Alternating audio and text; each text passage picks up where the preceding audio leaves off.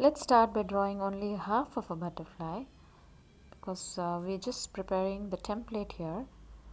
So I'm just drawing only one side of the butterfly. So when we cut it, we get two symmetrical portions. So that's it. So the butterfly template is ready. So just cut it. So that's the template. Now take a colored sheet of paper, fold it into half and keep this template and trace it. We're going to do this 2 times. So and we're going to cut this also. So we have cut it. Now when we open, we have a beautiful butterfly. So we are going to make a small slit by cutting on one of them so that our pencil is going to go through it. Make sure the slit is wide enough for the pencil to get into it.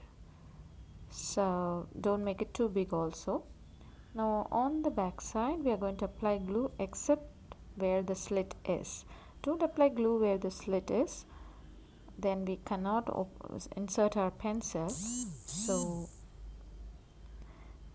we're going to apply glue and stick this other one on this side so that it looks neat on the back.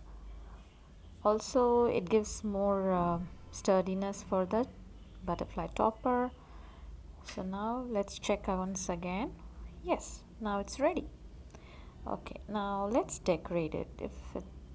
I'm going to use some paper glitter glue as it is just for you know, these pencil toppers need not to go for too many expensive items, I feel. So I'm just going to use the regular glitter glue. So just decorate it as you wish and your pencil topper is ready. I'm planning to use them for my daughter's birthday party. I'm just very excited.